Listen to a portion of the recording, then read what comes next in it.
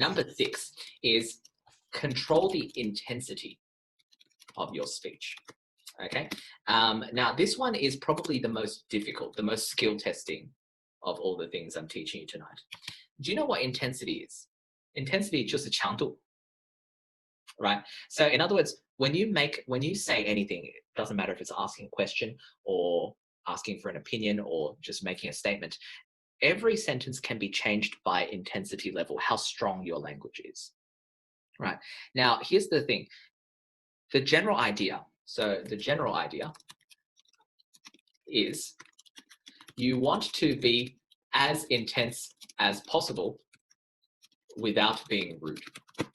So in other words, you want to take your speech up to a high intensity level if you can, but if you go too much, it might seem rude. Okay, so let's start. Let me teach you about, this is another basic area of grammar, but it's something which is a little bit difficult to kind of get used to.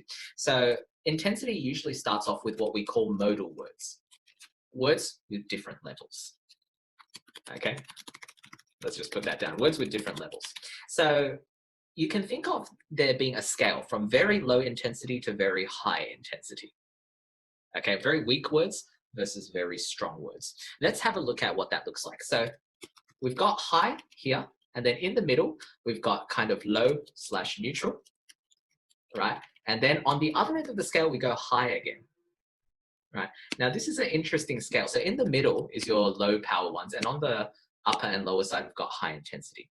Now, when you start learning English, if you ever get to these modal words, this is what they'll normally teach you. On the high end of the scale, you have words like, for example, must, will, definitely, certainly, and so on, right? These are all basically the 100% intensity type words, right?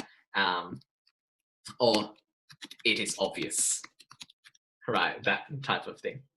In the middle, in the low to neutral area, you have things like the 50% type words, right? Can. Oops, why is it not?